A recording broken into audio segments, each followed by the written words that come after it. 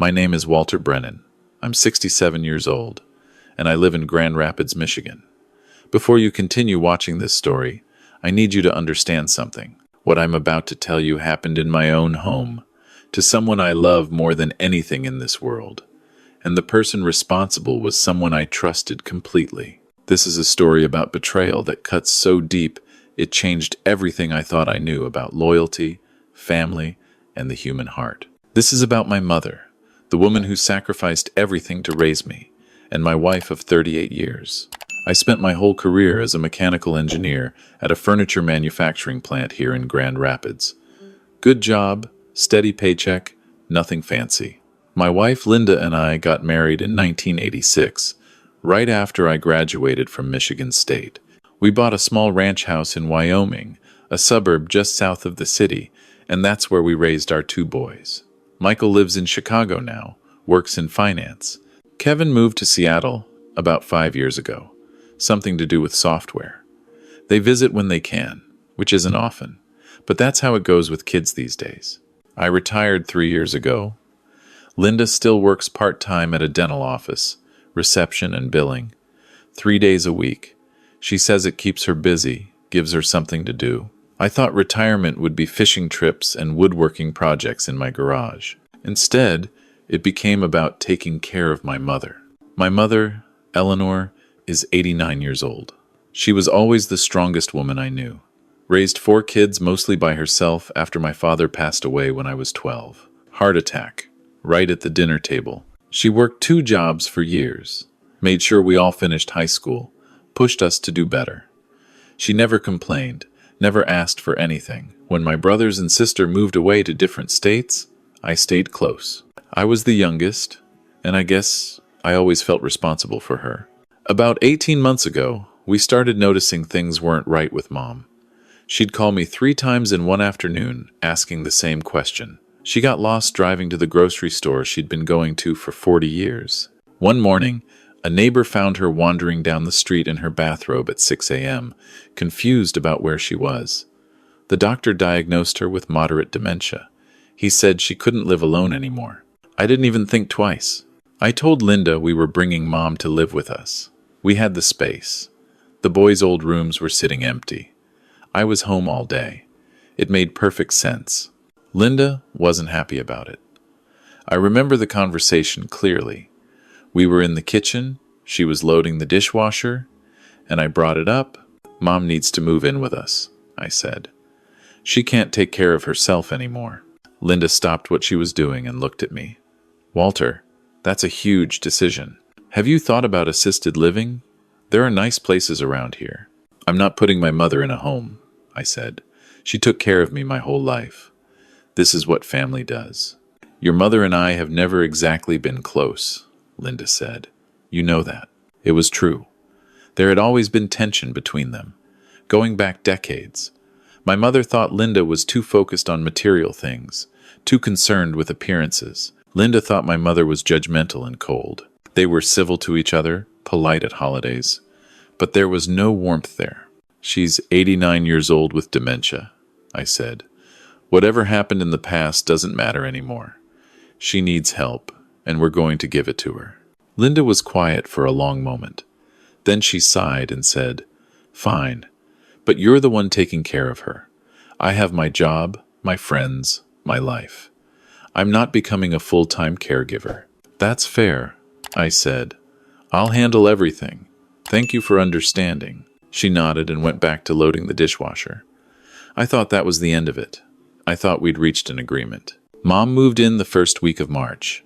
We set up the guest bedroom for her, brought her favorite furniture from her apartment, hung pictures of the grandkids on the walls. She was confused about the move, kept asking why she couldn't go home, but she adjusted faster than I expected. Within a few weeks, she seemed comfortable. She'd sit in the living room, watching her cooking shows, help me fold laundry, tell me stories about when I was a kid. Some days were better than others. Some days, she knew exactly who I was and where she was. Other days, she'd call me by my father's name or ask when her husband was coming home from work. I made her breakfast every morning, scrambled eggs and toast, her favorite. We'd eat together at the kitchen table while Linda, got ready for work. In the afternoons, I'd take Mom for short walks around the neighborhood when the weather was nice. We'd sit on the porch and watch the birds at the feeder I'd hung up for her. Those were good days. But around the 2-month mark, something started to change. Mom became withdrawn. She stopped wanting to go on walks. She'd stay in her room most of the day with the door closed. When I'd check on her, she'd be lying in bed, staring at the ceiling, not watching TV, not reading, just lying there. She stopped eating much. I'd bring her meals and find them barely touched hours later. At first, I thought it was the dementia progressing. The doctor had warned me that depression was common, that patients often withdrew as their condition worsened. But there was something else, something in the way Mom acted around Linda. Whenever Linda came into a room, Mom would go quiet. She'd look down at her hands, hunch her shoulders, make herself smaller somehow. If Linda spoke to her, Mom would answer in this tiny voice, almost a whisper, and she'd never meet Linda's eyes. One time, I walked into the living room and found Mom crying silently in her chair.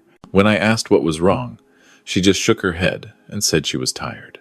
And then there were the bruises. The first one I noticed was on her wrist, a ring of purple marks, like fingerprints. When I asked Mom about it, she said she must have bumped into something. She couldn't remember what. The next week, there was a bruise on her upper arm, then one on her shoulder. Each time, Mom had a vague explanation. She'd fallen. She'd knocked into the door frame. She was clumsy, but I've been around long enough to know what finger-shaped bruises look like. These weren't from falling. I started watching more carefully. I paid attention to when Mom seemed most afraid, most withdrawn. It was always after she'd been alone with Linda. On days when Linda worked, Mom was more relaxed, more like her old self.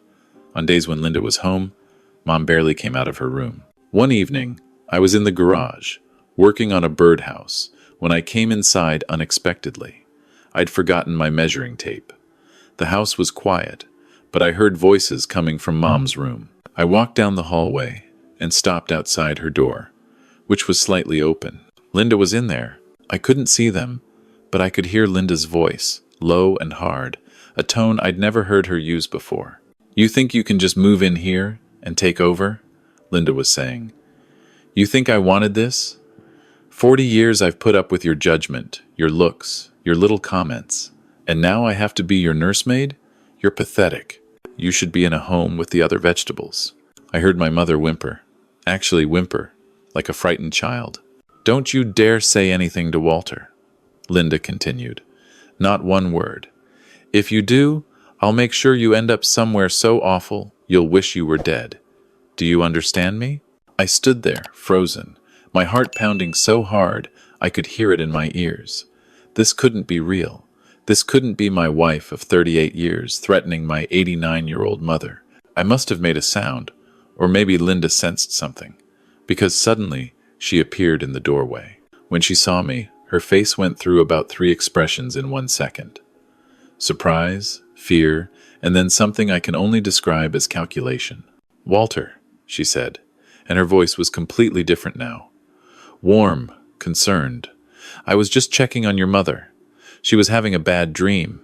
I looked past her at Mom, who was sitting on the edge of her bed, trembling, tears running down her face. "Mom," I said, "are you okay?" She looked at me, then at Linda, then back at me, and she nodded. "I'm fine, honey. Just a bad dream," like Linda said. But her eyes were telling me something different. Her eyes were begging me to understand. That night, I couldn't sleep. I lay in bed next to Linda, listening to her breathe, and I felt like I was lying next to a stranger.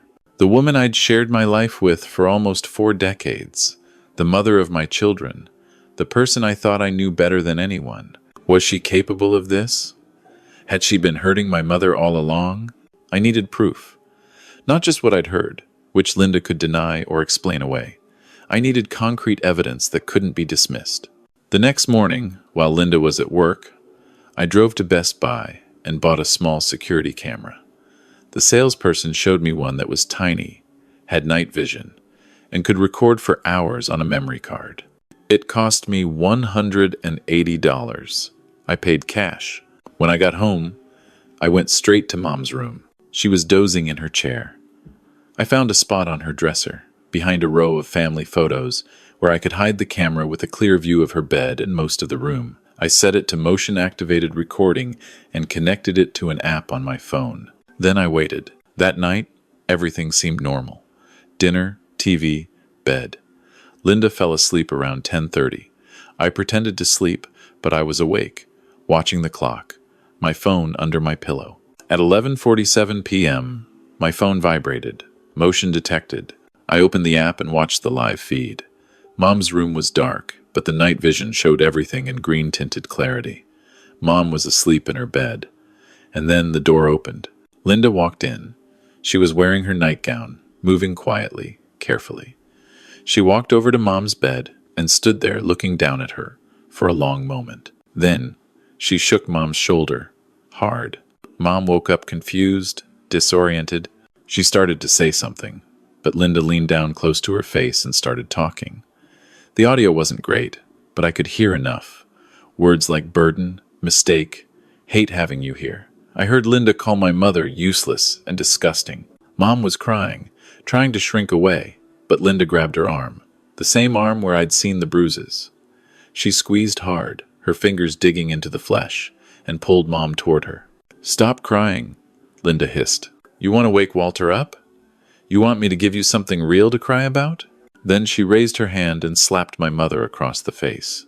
My mother, 89 years old, dementia, defenseless. My wife slapped her across the face. I don't remember getting out of bed. I don't remember walking to Mom's room. The next thing I knew, I was standing in the doorway, and Linda was spinning around to face me, and her expression was exactly like someone caught in the middle of a crime. "Walter," she started to say. "Get out," I said. My voice didn't sound like my own. It was calm, steady, but there was something underneath it that made Linda take a step back. "Get out of this room right now." "Walter, you don't understand. Your mother was having an episode. I was trying to calm her down." "I saw everything," I said. I held up my phone. "I have a camera. I recorded everything." Linda's face changed. The mask she'd been wearing crumbled, and I saw something underneath that I'd never seen before. Rage. Pure, ugly rage. "You spied on me?" she said. "You put a camera in your mother's room? I recorded you abusing my mother. That's what I did. Now get out of this room." Linda didn't move. "She's been poisoning you against me since the day we got married. All those years of her looking down on me, making me feel like I wasn't good enough for her precious son. And now I'm supposed to take care of her? Clean up after her? Watch her drool and forget her own name? I didn't sign up for this, Walter." "So you hit her," I said. "You terrorized her. You left bruises on an 89-year-old woman with dementia." "She deserved it," Linda said, and her voice was cold, almost proud. Every single time, I looked at my mother, who was curled up on the bed, sobbing quietly, her hand pressed to the cheek where Linda had slapped her. Then I looked back at my wife, this person I'd spent 38 years with, and I realized I didn't know her at all. I'd never known her. "I'm calling the police," I said. "You wouldn't? Watch me." I called 911 right there, with Linda staring at me. I told the dispatcher that I had video evidence of elder abuse happening in my home. They sent 2 officers within 20 minutes. While we waited, Linda didn't try to apologize or explain anymore. She sat in the living room with her arms crossed, staring at the wall. I stayed with my mother, holding her hand, telling her over and over that she was safe now, that it was over, that I was so sorry I hadn't protected her sooner. "How long?" I asked her. "How long has this been going on?" Mom's voice was so small, so broken. "Since the beginning, since I moved in. She comes every night when you're asleep. She says terrible things. She hurts me. She said if I told you, she'd put me in a bad place where no one would care if I lived or died." 3 months. My mother had been living in terror for 3 months, and I hadn't known. Or maybe I had known, somewhere deep down, and I'd been too afraid to face it. The police arrived. 2 officers, a man and a woman. I showed them the video I'd recorded that night. I showed them the bruises on my mother's arms. I told them about the conversation I'd overheard, about Mom's fear, about everything I'd noticed. They arrested Linda. Right there in my living room, they put handcuffs on my wife of 38 years and told her she was being charged with elder abuse and assault. She didn't cry. She didn't beg. She just looked at me with this expression of pure hatred and said, "You're going to regret this for the rest of your life." Maybe, but I doubt it. The next few months were brutal. Linda was released on bail and went to stay with her sister in Kalamazoo. I filed for divorce immediately. She contested everything, tried to claim the video was obtained illegally, tried to paint me as a paranoid, controlling husband who had turned his senile mother against her. Her lawyer was aggressive, ruthless, but the evidence was overwhelming. The video, the medical documentation of Mom's bruises, which I'd gotten from her doctor the day after Linda's arrest. Mom's own testimony, given through tears but with surprising clarity, about the months of abuse she'd endured. The criminal trial happened 8 months later. The prosecutor was a man named David Webb, experienced with elder abuse cases. He presented everything methodically. The jury watched the video in silence. When it was over, several of them were crying. Linda's defense tried every angle. She was stressed from caregiving. She had a mental breakdown. The video was taken out of context. My mother was confused and unreliable. The jury didn't buy any of it. They deliberated for less than 2 hours, guilty on all counts. The judge sentenced Linda to 2 years in state prison, followed by 5 years probation. She was ordered to have no contact with my mother or me.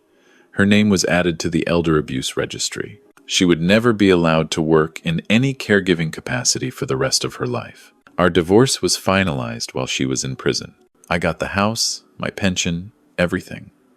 After 38 years, I walked away with the life I'd built, and she walked away with nothing but a criminal record. I wish I could say my mother recovered fully after that. But dementia doesn't work that way. The abuse had accelerated her decline. The fear, the stress, the trauma, it all took a toll. Within 6 months of Linda's arrest, Mom needed more care than I could provide at home. I found a memory care facility in Grand Rapids, a good one with kind staff and strict protocols. I visited every single day. I brought her flowers, sat with her, watched her cooking shows with her. Some days, she knew who I was. Some days, she thought I was my father. Either way, she was safe. She was cared for. She was never afraid again. Mom passed away 8 months ago, peacefully in her sleep. She was 90 years old. I was holding her hand when she went. The last thing she said to me, on one of her clear days, a week before she died, was, "Thank you for saving me, Walter. You're a good son." I think about those words every day. Linda got out of prison 6 months ago. I don't know where she is, and I don't care. My sons have both cut off contact with her. Michael told me he couldn't forgive her for what she did to his grandmother. Kevin said he was ashamed to share her DNA. They've both apologized for not being around more, for not noticing something was wrong. I tell them it's not their fault. They live far away. They trusted that their parents had everything under control. I'm 67 now. I live alone in the house where I raise my boys. It's quiet, too quiet sometimes, but I keep busy. I volunteer at a local senior center, helping with activities, just being present for people who might not have anyone else. I speak to community groups about recognizing elder abuse, about trusting your instincts when something seems wrong. I share this story because I want people to understand that elder abuse happens everywhere. It happens in nice homes, in nice neighborhoods, to nice families. It happens behind closed doors, at night, when no one is watching. The abusers aren't strangers. They're spouses, children, caregivers, people who are trusted, people who have access. The victims can't always speak up. They're confused, scared, dependent on their abusers for everything. They've been threatened, told that no one will believe them, that things will get worse if they say anything. My mother suffered in silence for 3 months because she was afraid. She was afraid of being sent away, afraid of not being believed, afraid of causing trouble. If you have an elderly person in your life, pay attention.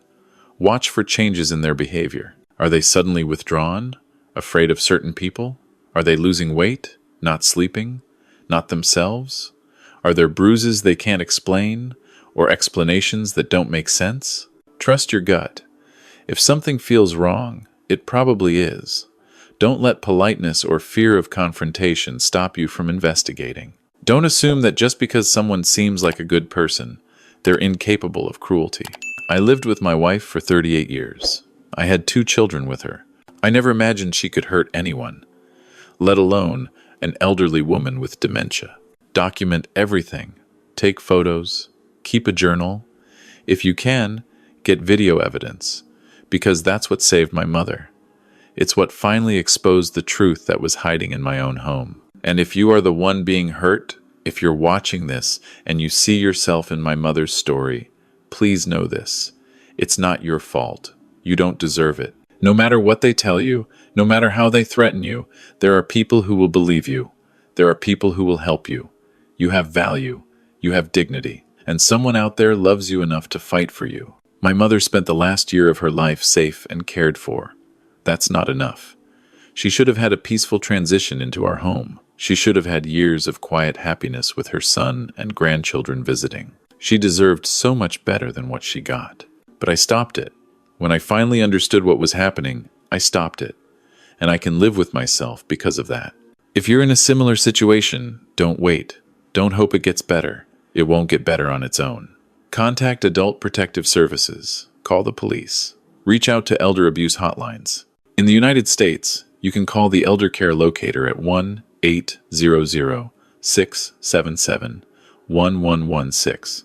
Every state has resources for reporting abuse. Use them. To anyone who watched this entire story, thank you for listening.